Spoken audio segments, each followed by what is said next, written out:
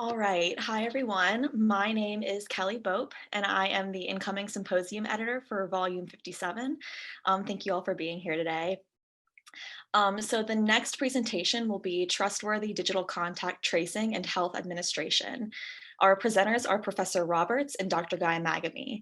Professor Jessica Roberts is the director of the Health Law and Policy Institute and the Leonard Childs Professor in Law at the University of Houston Law Center. Professor Roberts specializes in genetics in the law, health law, and disability law.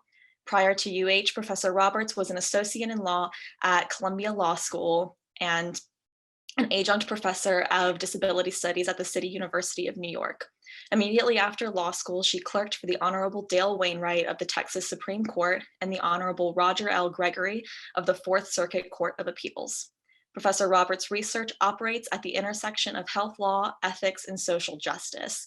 Her scholarship has appeared in the Yale Law Journal, Columbia Law Review, Northwestern Law Review, Science, Nature, Biotechnology twice, and JAMA Internal Medicine, among others. Cambridge University Press published her book on healthism, co-authored with Elizabeth Weeks Leonard in 2018. A noted expert on diverse issues of health law, Professor Roberts has been interviewed by several leading media outlets, including US News, the New York Times twice, the Washington Post, the Houston Chronicle, National Public Radio, and BBC World Service. Professor Roberts teaches or has taught genetics in the law, disabilities in the law, contracts, and health law. Dr. Chris A. Ghaemmaghami is a professor of emergency medicine and internal medicine and a senior advisor to the executive vice president for health affairs at the University of Virginia Health.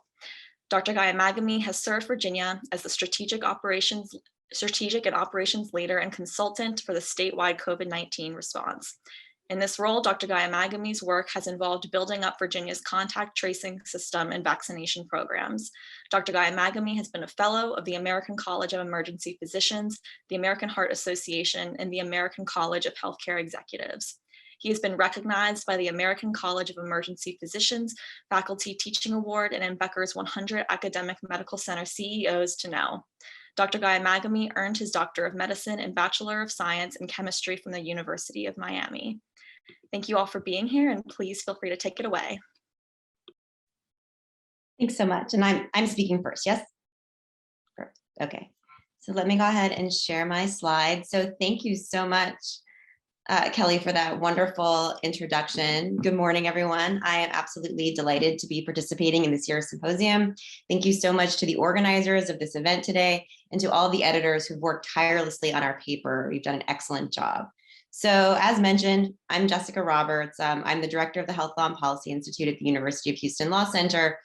And I've written about a lot of different areas of health law, but recently I've been thinking a fair amount about digital health tech and the legal protections for people's health-related data. Now, my topic for this morning is a co-authored essay with two of my colleagues, Emily Berman and Leah Fowler, entitled Trustworthy Digital Contact Tracing. But before I talk about why we need trustworthy digital contact tracing, I thought it might be helpful to spend a few minutes talking about what digital contact tracing is. So the first question is, what is contact tracing generally? So traditional analog contact tracing is a familiar tool in the public health toolkit. It begins with identifying someone who's been exposed to a known infected person, often as the result of mandatory reporting. And then a trained public health official, known as a contact tracer, reaches out to that person to discuss where they've been, whom they've seen, and other factors related to possible exposures. So using that information, the contact tracer can then locate other potentially exposed people and repeat the process. It starts all over again. And traditionally, contact tracing has four main steps. They're right here. So there's reporting, investigating, identifying, and following up. And this is how contact tracing traditionally works. And contact tracing gives public health officials the opportunity to educate exposed people during this contact tracing process. And they can encourage them to self-quarantine or self-isolate. And ideally, the contact tracer develops a kind of rapport with her subjects that will result in an honest exchange of information, as well as compliance with the contact tracer's recommendations. And contact tracing has been an essential part of the response to several high-profile infectious disease crises, including the HIV/AIDS epidemic and the Ebola outbreak.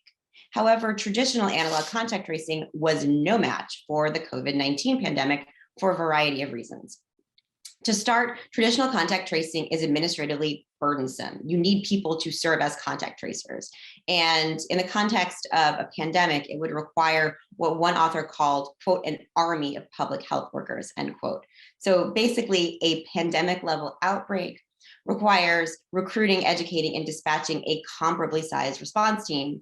And to give you a sense of what that might mean, Johns Hopkins estimated that to even approach a successful pandemic contact tracing effort would have required approximately 100,000 paid or volunteered contact tracers, with the estimated cost of over $3.6 billion. So this level of contact tracing on this kind of scale is just simply unprecedented. But even putting aside those administrative concerns, the very nature of the novel coronavirus rendered analog contact tracing completely obsolete. Why? Well, first, COVID-19 is easily transmissible. So effective contact tracing requires being able to identify potentially infected individuals. So remember, identifying is one of these 4 major steps. But this means that contact tracing works most effectively when transmission requires some sort of close, sustained contact. So it's really most successful for things like sexually transmitted diseases.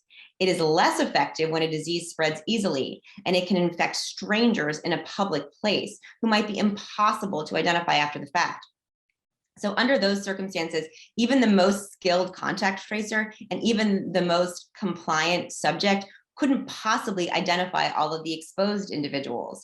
And then second, individuals with COVID-19 are contagious for a long time and can spread the disease even asymptomatically. And these periods of asymptomatic or pre-symptomatic spread can last several weeks. So if a person is unaware of the exposure, they'll probably be going about their regular business, not reducing their activity or taking precautions, which means it will be very difficult for them to remember all of the places they went and all of the things that they did during the period when they were infectious.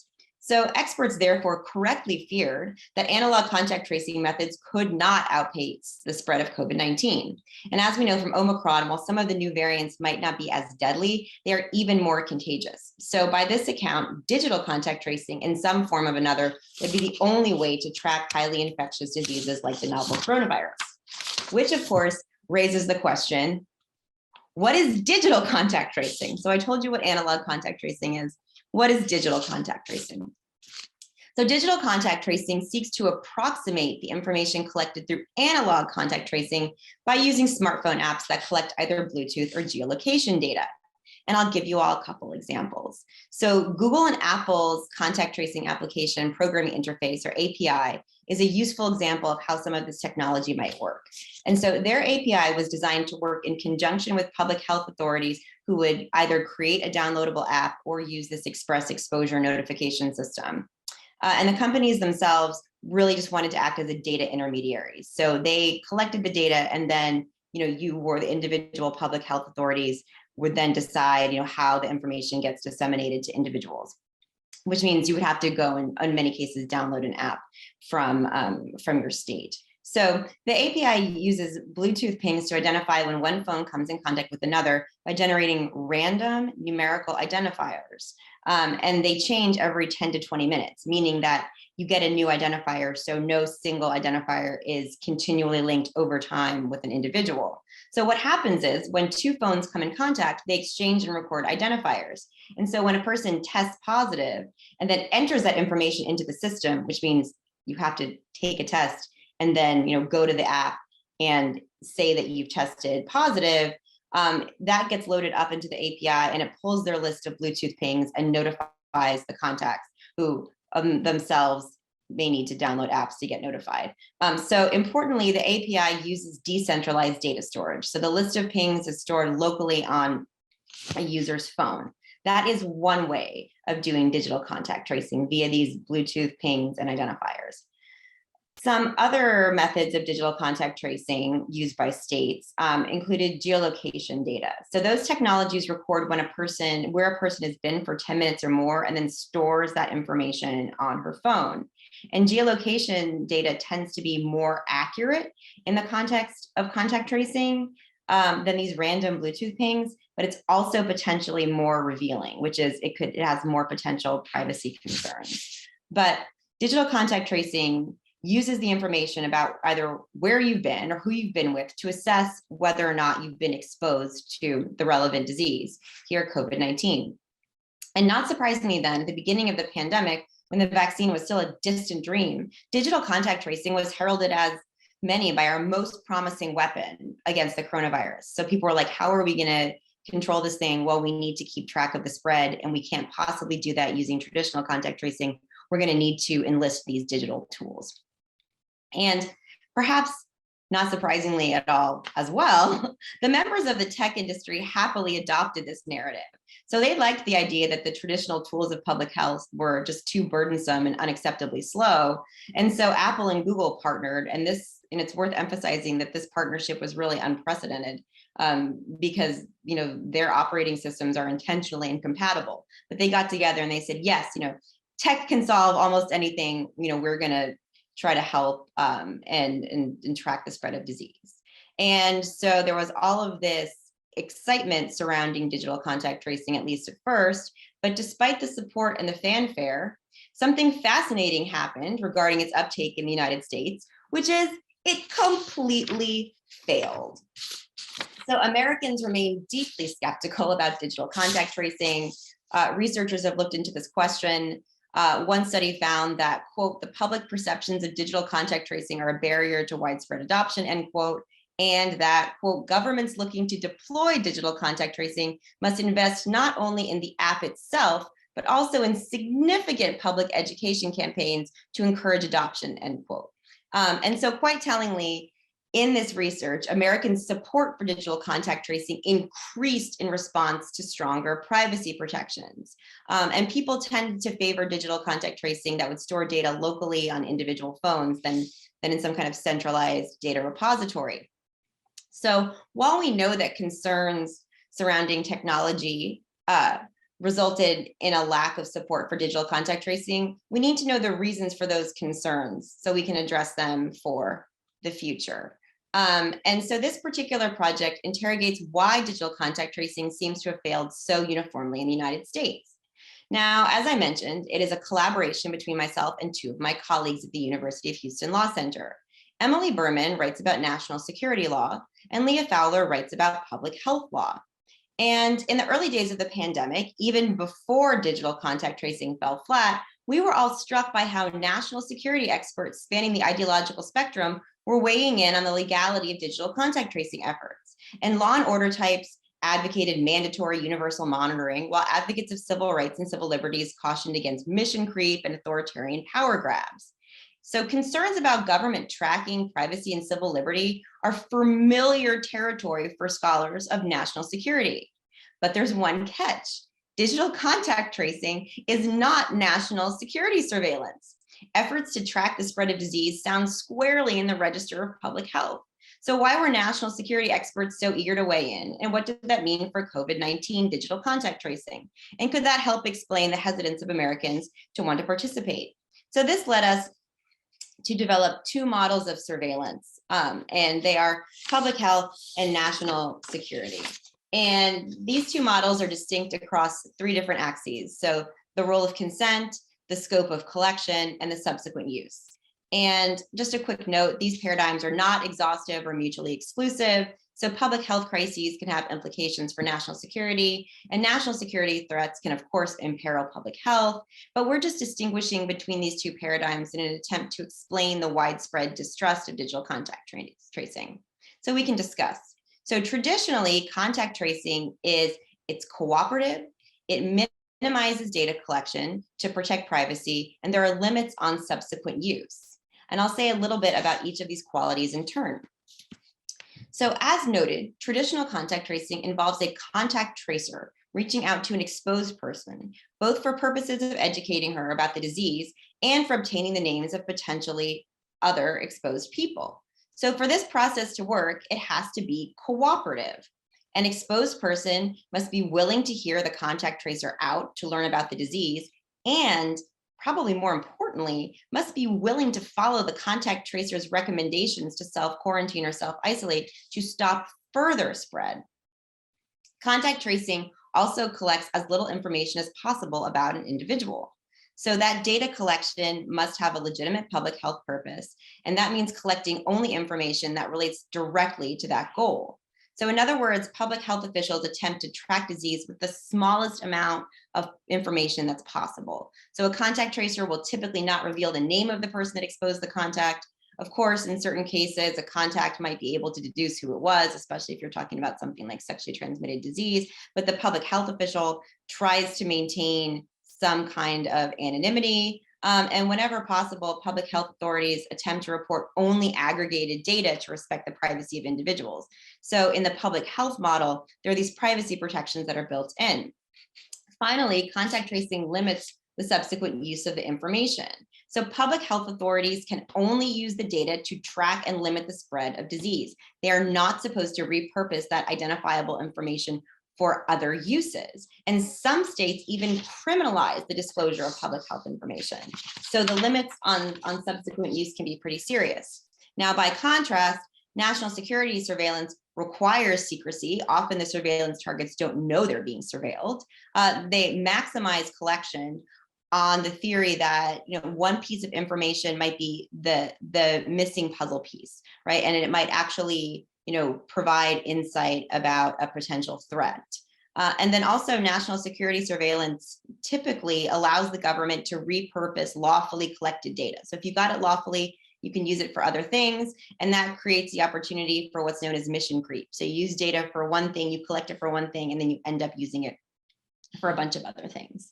Now, our essay that's forthcoming in the Richmond Law Review does not discuss national security surveillance at great length, but I'm happy to say more about it in the Q&A, although admittedly, my colleague Emily is the expert there, but I'll try to answer people's questions if you have them.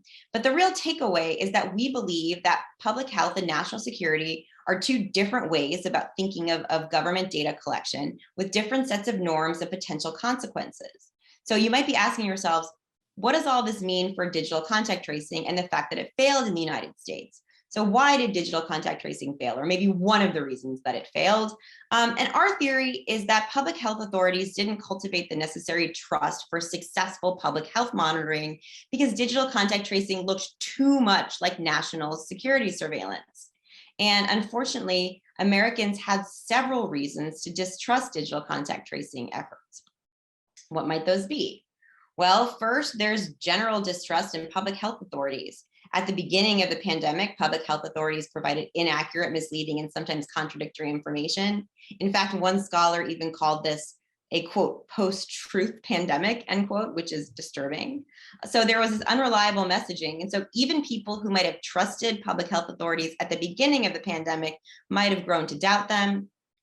Also, the early contact tracing efforts themselves did very little to inspire trust. So some public health authorities even shared the names and addresses of people who tested positive with COVID-19 with law enforcement. So that is not great for cultivating or inspiring trust. And also too, some of the technologies being used to track the spread, including the Google side of that API, were susceptible to data leaks. Or worse yet, even some of the public health authorities explicitly allowed data sharing with third parties in the fine print of their apps. And additionally, people might just be skeptical of new technology. So digital contact tracing lacks the intimacy and personal connection of its analog cousin. When you engage with an analog contact tracer, there's a face-to-face interaction. You have the opportunity to build and cultivate trust. But this is just some new technology that people were told to download without much explanation. And the tech itself was developed quickly and without much input from the public, which could have made it seem like it wasn't trustworthy or like it was haphazard. So people might have been just skeptical of the fact that they were being asked to use this new technology without much vetting or experience. And then finally, the involvement of big tech itself might have also undermined trust in digital contact tracing. So private tech companies, even the ones that collect health data, are often subject to very little legal oversight. They can do a lot of things without many consequences. And even consumer data protections might not apply here because it's not clear that the information being collected meets the definition of consumer data. So these consumer privacy statutes might not do a lot of work. and and people don't have a strong amount of trust for Google and Apple generally. And so the fact that they were attached to the contact tracing effort might have actually been harmful instead of helpful. It's worth noting, though, that many of the proposed digital contact tracing technologies, including the Apple Google API that I described, did attempt to conform to well-worn public health norms. Yet even with the efforts to encourage cooperation, minimize collection, and limit subsequent use, the general public still regarded these efforts with skepticism. So this begs the question, what can we do going forward? Can public health authorities cultivate the necessary trust in the future? And we answer this in our essay with a cautiously optimistic yes, but public health officials will need to do more to earn public trust than what they had to do to gain trust for analog contact tracing. And specifically, we think that public health authorities must adopt strategies for actively building trust. And these kinds of trust building strategies often involve demonstrating transparency about information collection and use, facilitating communication with the public, including information exchange, and engaging with the public. In other words, when people indicate preferences, we should respond to them. And I will say a little bit about how each of these might work in the context of digital contact tracing. So transparency is a recurring theme in approaches to augment trust in public health initiatives. And this includes transparency about when and how a public health authority seeks information from those affected, and honest disclosures about the relevant information in the findings. So we need our public health authorities to actually tell us the truth. And transparency also involves a commitment to candid disclosure, even when things go wrong. So, public health authorities have to let people know if there's been data breaches, malfunctions, or modifications to previously communicated information. And while private companies, like companies like Apple and Google, are notoriously unclear about their data practices, public health authorities must be honest and forthcoming about what data is collected, how, and who can access it. Now, transparency is important, but communication is also crucial. And communication is actually distinct from transparency. It's something else. So transparency may dictate the contents of what someone communicates, but communication speaks to the vehicle, to how someone transmits that message to the public, including the mechanism and the wording. So tailored and tested messaging, including public service announcements, personal appeals from high-profile public figures, and social media messaging can actually encourage cooperation. And it's best if these efforts are broadly appealing, if it's possible, and that they address more than just the science, but also other kinds of concerns, like moral questions. And you can use tailored messaging to certain constituencies to address their specific concerns. So it's important not just what we say, but how we say it. And lastly, public health authorities need to engage in public engagement. So what does that mean? Or they need to engage the public. So to properly and effectively communicate, public health authorities have to understand the public's concerns, need to know why people might be hesitant to share their information, even if it could have the benefit of tracking disease. So how can you get that information about what the public thinks? Well, there's research, and public hearings can help eliminate the guesswork, so public health authorities actually know how people feel about a proposed technology. And additionally, public engagement actually provides the opportunity to communicate clearly and openly. So public engagement actually facilitates transparency and communication. So all these things work together. So this is what we think. These are the kinds of things that we think public health authorities could do to cultivate more trust, to have better compliance in the future. But I want to have at least one final note before I end. And it's really worth emphasizing that effective contact tracing alone, whether it's digital or analog, will never be sufficient to fight the spread of disease. Individuals have to take tests, so we have to know who's positive. They have to report their results, so there is mandatory reporting, but individuals have to engage in reporting when it's appropriate.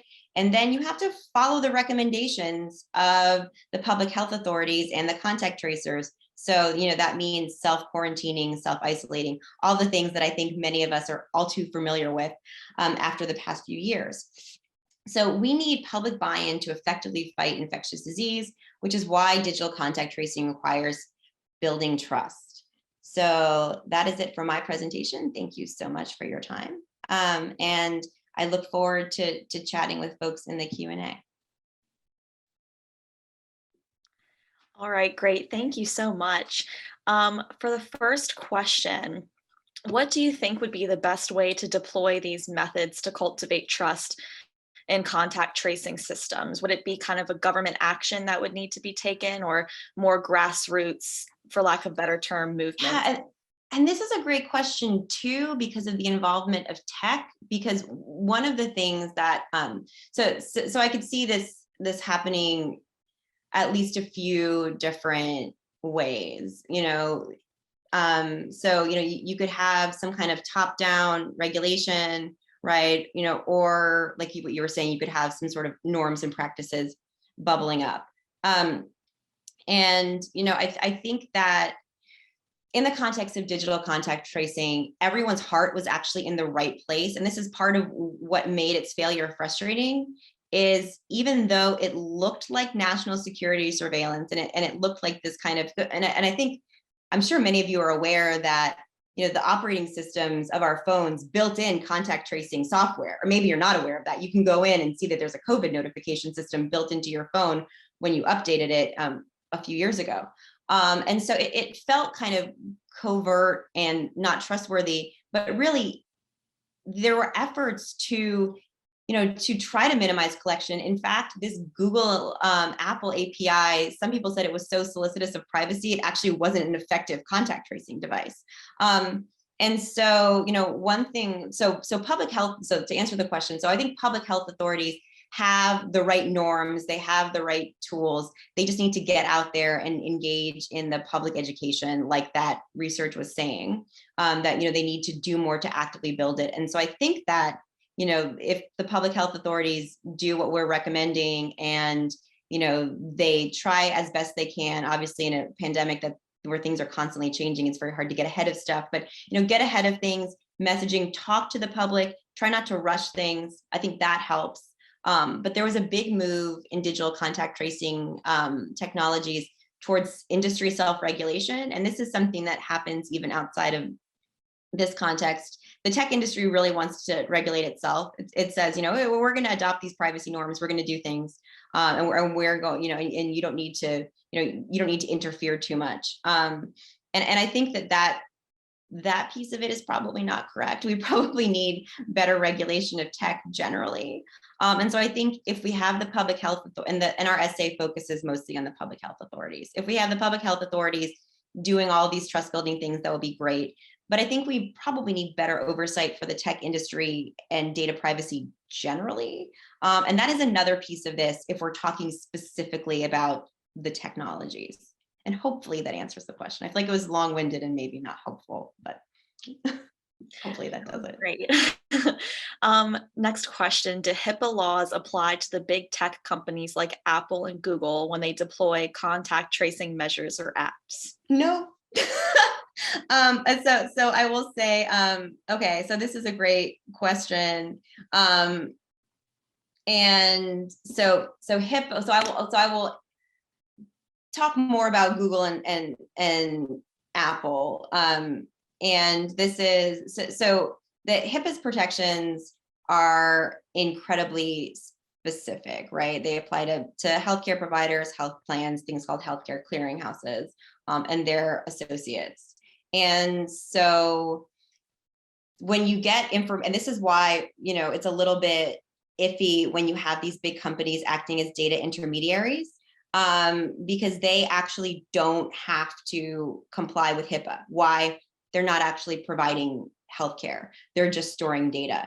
And so if you're familiar with platforms like, I think it's called Apple Health, I'm not sure what Google's is called, but these companies are actually creating technologies where they're encouraging people to take their medical records and store them with the companies, like in a centralized data storage system. And if you do that, you're actually taking HIPAA protected information out of the healthcare provider's possession, putting it with Apple and Google, and then it loses that protection because they're these third-party data intermediaries. And that is not to say there is no protection. The FTC does have some regulations here. There's something called the health breach notification rule.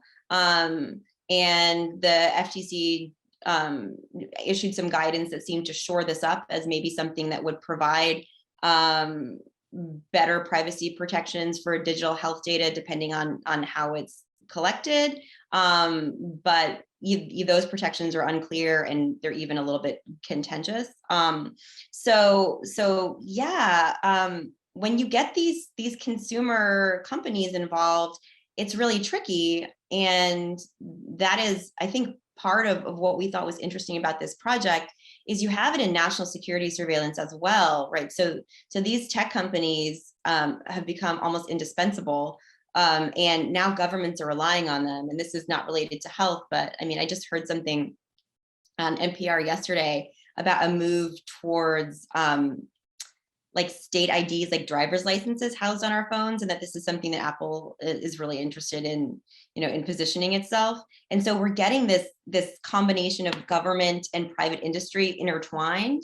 And I don't think people realize the implications of it. So those of you that are listening, just think when you're transferring your health data onto these platforms, what the implications may be, because it's not entirely clear that you're going to have the kinds of privacy protections you would if it just stays inside your, electronic health record at your health provider's office, your healthcare provider's office. Yeah. Have I scared everyone? Thank you, Professor Roberts. For the sake of time, we'll move on to Dr. Ghaemmaghami's presentation now, and can return to any more questions at the end. Dr. Ghaemmaghami, please take it away.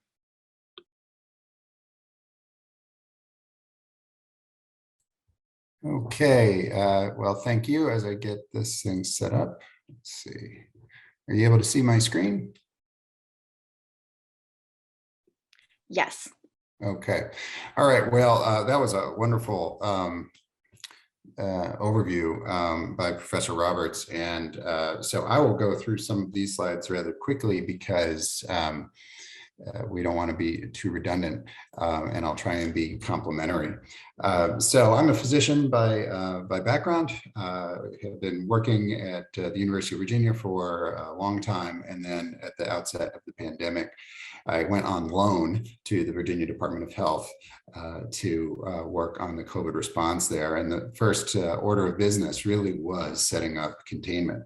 And so I just want to talk about this a little bit. And so there is a legal and government framework that you just should be aware of. And I had to learn this joining VDH back in 2020, that, it's part of the executive branch, reports from the governor to the Secretary of Health and Human Resources to the Commissioner of Health, who is the head of VDH.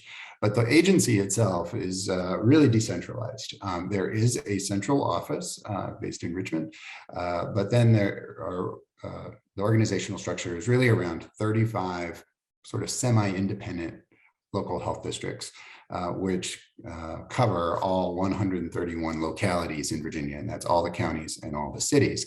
And so just by its nature, they're internal to even the Virginia Department of Health. There is this issue of local control versus central control, even at the state level. And then if you think about all the states as they relate to the federal government, there's yet another control barrier and leveling issue that you deal with on basically a daily basis. And I think that has some implications in terms of the trust pieces, and I'll try and get to that at the end.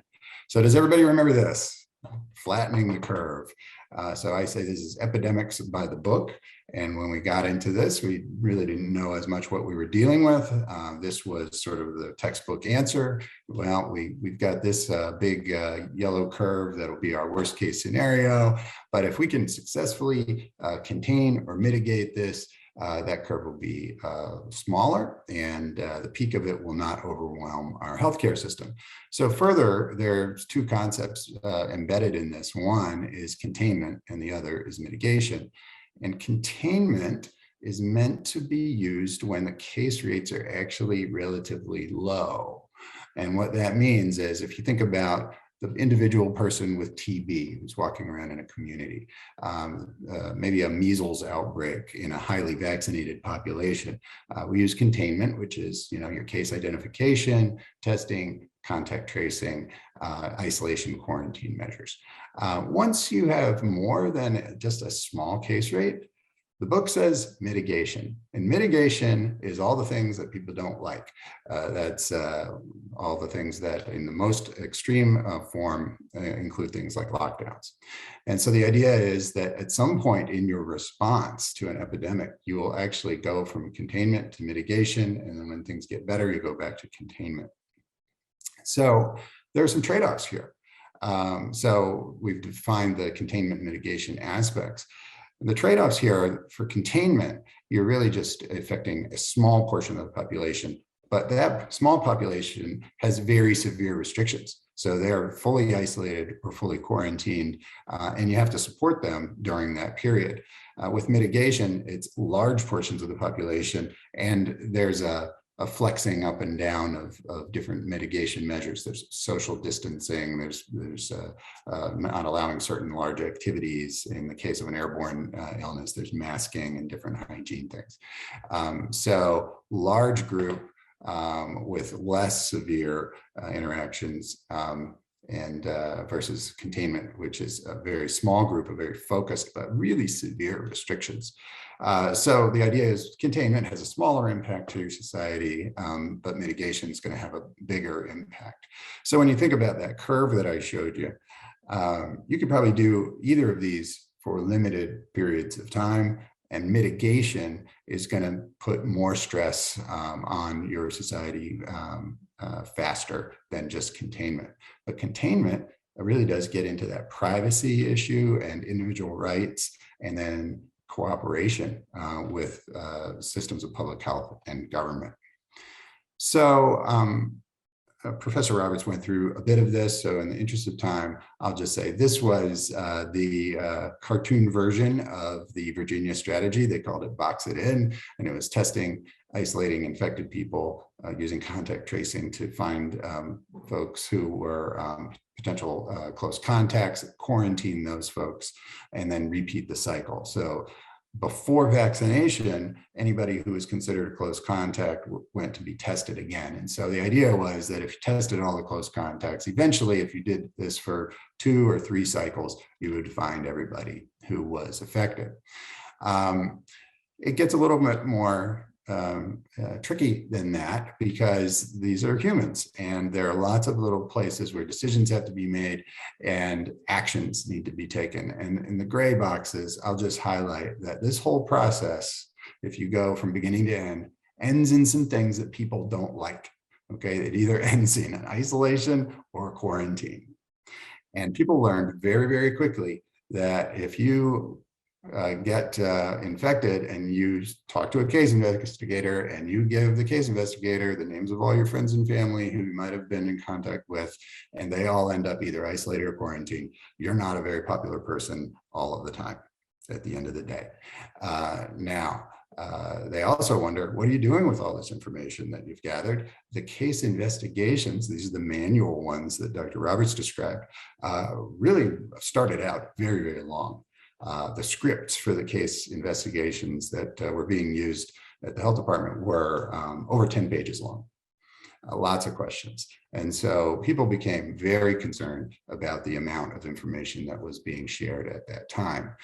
So even the manual process with very sympathetic, trained staff had some significant limitations, and it continues to have significant limitations because this process is still occurring, although it's not in the sense that every single person who gets COVID gets called by a case investigator anymore.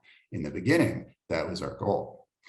So then enter this. So in Virginia, we had what was called COVID Wise. This is exactly the app that Professor Roberts described in Virginia. At the time, there was a lot of hoopla because Virginia was the first state to come to market with a phone-based app in the United States. And it did use the Google Apple API framework. And I think that there was a very good description of how this worked. But basically, you had the anonymous tokens that were exchanged at the local storage level in the phones. And then it required some action for something to happen. What I mean by that is you could download this thing and you could end up getting a case notification or an exposure notification rather, but there were human aspects that had to happen here to keep the cascade of events going. So a case investigator actually initially had to contact a person who was getting a exposure notification. And it wasn't that easy. It was actually the other way around. The person who got the online exposure notification actually had to call in to someone and say, hey, I just got this notification. And then they would give you a PIN number that you would put into your app. And that would create the cascade of exposure notifications to your close contacts. So there's a human element right in the middle of this big digital process. And so that right there creates a lower success rate. But as Professor Roberts talked about, right out of the gate, the design of the app that came to us through the Google Apple framework prioritized privacy to the highest degree possible. And that really did limit a lot of the functionality of this. And so you immediately see that trade-off between privacy and efficacy for this particular application. Also, we made it optional to the public. We were super excited when we had 1 million downloads. Virginia has 8.5 million people. And we calculated there was something like 5 million cell phones. So, we didn't have very good market penetration. So that actually inhibits the effort as well. There was no cost to the user. I will not say it was free. Okay, because nothing in public health is free. You pay one way or another. We used outside developer. As was noted, we used Bluetooth technology. We did not use GPS. And so there was basically no acquisition of or storage of name, phone number, location. So one way to look at this is that technology itself was hobbled from the launch. It could have been much more precise, but it would have been much more invasive. And so that was an active decision that everybody knew about at the beginning. And when we knew what this thing could do and what it couldn't do, we were pretty skeptical about, how effective was this going to be in the first place. The other thing is there were other applications that we used as well. Once you were in the contact tracing system, we had a text-based messaging system called Sarah Alert that would communicate with you and do health checks. And so people were getting some other information. It wasn't truly contact tracing, but there's more of an interaction of like, where is my digital information going? And then we had COVID checking apps, which would ask you questions. And this was basically a bot that would say, hey, I want to see, I have some symptoms. I want to see if I have COVID. And you would go in and you wouldn't put in your name or anything like that, but you would put in your symptoms and it would give you some answers and it might direct you to a website or a phone number or give you some advice to seek medical attention. So the ecosystem around technology and public health was just all new, very foreign, and it was put in place of the context of all of the things about who's selling your information online, what's Facebook doing, what's Google doing, is it going to get hacked, are they selling it? And I don't think you could really get away from that, even if you were public health. So, the reason I put this slide up here is because we didn't even call this a contact tracing system. We called it an exposure notification system because we realized that was really all it could do. So just putting everything together, we did work with some very smart biostatistical analytics groups at the UVA Biocomplexity Institute. We modeled out what we think was the efficacy of contact tracing in the early phases. And for all the contact tracing we did, we actually feel that there was a reduction of about 20% of the cases that we could have had if we did no contact tracing at all. So we still feel it was a worthwhile effort. But clearly, this was not the type of contact tracing that you saw in, for example, Asian countries or in Oceania, in Australia and New Zealand. And so there were some limitations, but there was some effect overall. So some of the limitations that we saw were that it was all voluntary. Okay, even the manual contact tracing is all voluntary if you think about it. Because for one, it's telephone based. So if you don't want to participate, you don't have to answer your phone. And what we saw was most people actually don't answer their phones. They'll look, they'll see if somebody leaves them a voicemail message, they'll look at the caller ID, maybe they'll pick it up, maybe they won't. So the answer rate was just very, very low to begin with. We would leave voice messages, we would send text messages, but that only had a certain amount of yield. The manual or analog contact tracing, not easily scalable. We had to hire hundreds and over thousands of people to do this work across the state as the pandemic really picked up speed. There was really a limited capacity to do contact tracing because there's very little automation in the system. So the privacy was assured, but to a degree where there were things that we could not do. For example, we could not go and look at some of the contact tracing information and cross-link that with test result information. Think about it. We had actually mandated and required every lab to report their test results information to the state, and that had all the identifiers, okay? But one of the most powerful applications of that information we were not allowed to use. And I understand why, and it was probably the right thing, but we could have done a lot more. So one of the things about digital contact tracing was what was the actual value that the apps themselves delivered. And I would say it was something, but it wasn't very high. Could have been a much more powerful tool. There was a lot of user activity that was required. And frankly, you had to download the app. So only later did the software pushes, maybe a year into this, become available where it became part of the download of your operating system update from your phone. So there were significant limitations in the beginning. But I do want to get to this idea of trust and relationships that Dr. Roberts spoke so eloquently about. I think you have to go back to before the pandemic began to understand the concept, the context that influenced the public perception of what is public health doing, and when it comes down to invasive measurement of information, personal information, and then advising behavioral change, including mitigation, isolation, quarantine. So I've got a couple of little graphics here. This one's a hospital. This is UVA Hospital.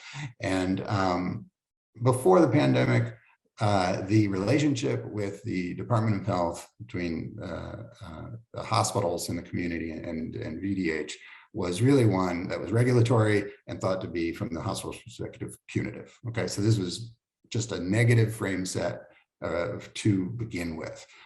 They are, the health inspectors. They're going to come in if there's a complaint. They're going to investigate you. They have some regulatory control over your license. So, it's sort of like, okay, I'm wary of these people. Okay. Same thing for businesses. This is a little piece of Carytown here, just near Richmond, near the University of Richmond. All those businesses, the health department comes and inspects their cleanliness, their practices. They can shut them down if they want to. There's a legal authority there. So when we start communicating with them, their perception is, oh, these are the people who can really hurt us if they want to, and I'm going to be a little bit cautious in terms of what I say. Same thing for schools. And then there's the general population. General population didn't really have a great prior experience with public health and the health department. So, this was all very unknown, but what they're hearing on the news didn't sound so good. And then when you compare it to other countries, remember, China went first. Korea went first. They're locking down people. They're starting up detention centers. And so you're thinking, okay, what are the alternatives? This is a city that they built in China as a quarantine center. So people were a little concerned, okay, how far are we going to let this go? And so I think in America, it is pretty well known that the value and the rights of the individual are very highly regarded. And so any shift away from that was going to really create a lot of trust issues. So I'll make one last comment about the electronic contact tracing, because I'd love to hear the discussion and what Professor Roberts thinks about this. When we're talking about government and trust, there's this mistrust that has been throughout our history, and it's in sharp relief, I think, these days. The contrast that's interesting to me is when you look at the private sector, what they have been able to do with contact tracing. There are some pretty well-known businesses that went pretty far down the road with electronic contact tracing, and I'll highlight the NBA and the NFL, to the point where certain clubs in the NBA actually had people wearing wearable contact tracing devices, no privacy at all. They were tracking these guys, and they were able to do that. Now, you had some outliers, obviously. You had some integrity issues that would come up with that. But in a non-government context, they actually created bubbles and tracked people, and they were very effective. So I think what I am saying is I completely agree with a lot of Professor Roberts' thesis that mistrust of public health, but largely government, were big drivers in why the electronic and overall contact tracing wasn't as effective as it could have been. So I'll pause there, but thank you for allowing me to share this information. Thank you, Dr. Ghaemmaghami. That was excellent. So now we'll move on to the Q&A portion.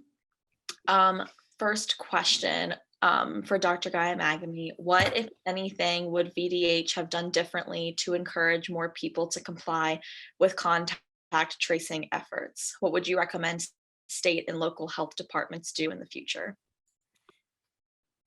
So, I think that we have to be able to communicate a longer term vision of what is going to happen. We've been at COVID for 2 years, and in the very beginning, people were much more open to the suggestions that were coming from public health that impacted personal behavior. And so I think that part of this is having an idea of how long is this going to last? What are these measures? Why are we doing this? So I think that we have an opportunity now to continue to tell that story, because unfortunately, I don't think anybody believes this is the only time, something like this is going to happen in our lifetimes. Hopefully this is the biggest one, but that continued education at this point is going to be pretty important. I put that first slide about governance up for a reason, and I didn't include the federal piece of this. But one of the things that's been very, very difficult has been each of the states having to adjust constantly to whatever the CDC, FDA, and the White House were saying, because they changed very quickly. And that continues to this week. For example, the funding issues for continued COVID relief funds for things like testing and treatment that got hung up in Congress last week has immediately trickled down to the states. We were told with 1 day notice that certain services would not be reimbursed for uninsured patients. And we're like, oh, this isn't great. So I think that there needs to be a little bit more thoughtfulness in terms of those chains between federal, state, and local, and better basically management operating principles. That's a tall order. Thank you. For the next question, either you, Dr. Ghaemmaghami, or Professor Roberts are free to answer. For people taking tests, with more home tests now being done, how do you get people to report those results?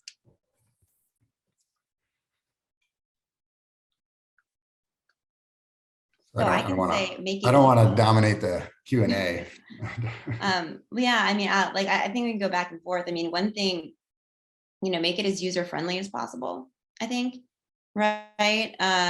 You know, and so, and if you ask me how to do that, I don't have a good answer, but, you know, you know, the fact that people don't even want to pick up their phones when a contact tracer calls them, you know, people are busy, and if you're testing positive, I mean, so I'll speak personally. You know, I had COVID-19. I had COVID-19 while I was pregnant, after I was vaccinated, which was, you know, and the first thing on my mind was not reporting it. I mean, I did take the call, though, I will proudly say, and talk to my contact tracer and learned a lot.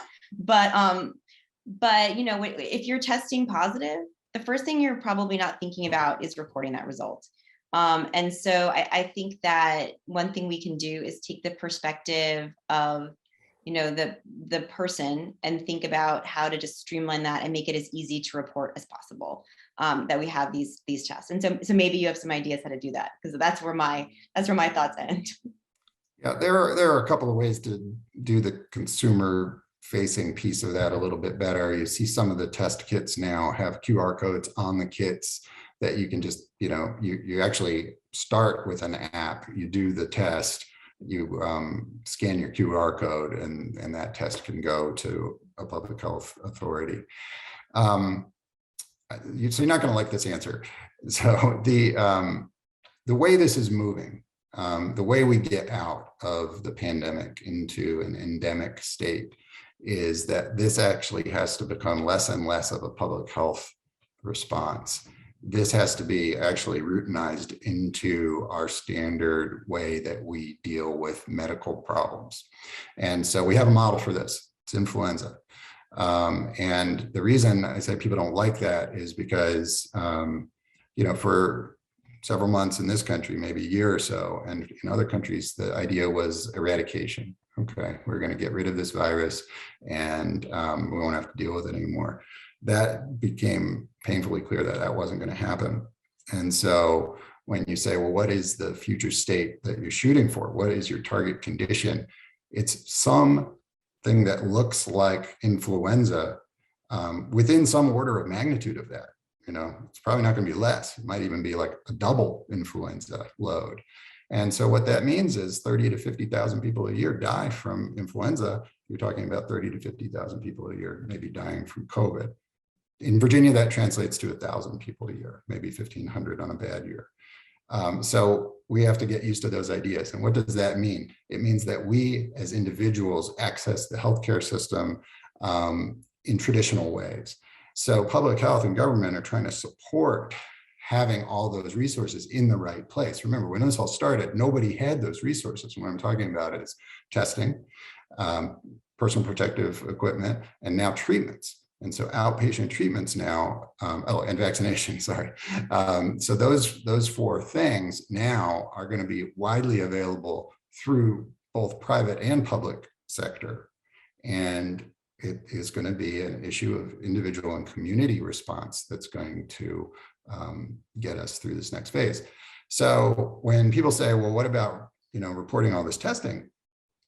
You know, we have lots of home tests. We have diabetes tests. We have pregnancy tests. We have other things. Those don't get reported to anybody. And so we have to understand, are we really going to do that?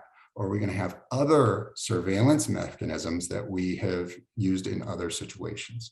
So in influenza, we actually keep track of like ED visits for influenza-like illness. We've started doing that for COVID. We can do wastewater testing to look, you know, sort of anonymously in the community, like what's going on. And so you get an idea of what is happening in the communities and what public health responses you need to ramp up or ramp down, you know, based on those things. So testing itself, as we said, contact tracing wasn't all that helpful. Maybe it doesn't go anywhere. It's for personal use. Great, thank you. And I think we have time for one more question before we get into our 5-minute break before the next presentation. You mentioned industry self-regulation. What do you see as the biggest legal barriers to contact tracing? I think so. I think the biggest barrier, well, I think both presentations have showed that the biggest barriers to contact tracing, unfortunately, is compliance at the individual level right now. Because I think that, you know, and maybe things we can do at the legal or regulatory level to increase, you know, consumer confidence and willingness to use the technology. But it is true that we might need to rely on other methods, given that Americans have shown that we're pretty skeptical, and even a very pro-privacy kind of a technology, privacy is so pro-privacy that it might in fact not actually do what it needs to do from a public health perspective. People were still skeptical.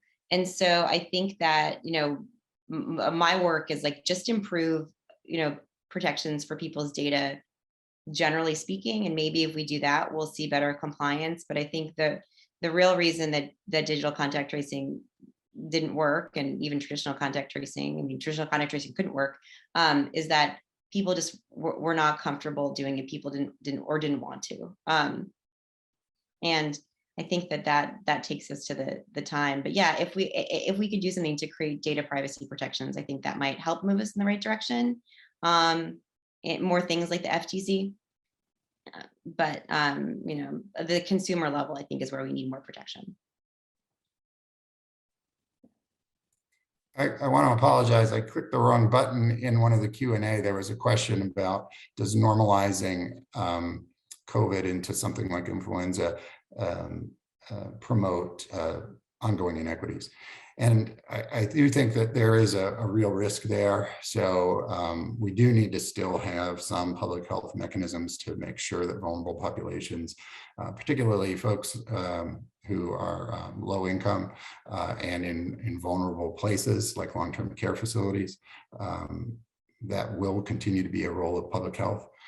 But the real answer to that is all this does is it highlights the all of the issues in the healthcare system in the United States.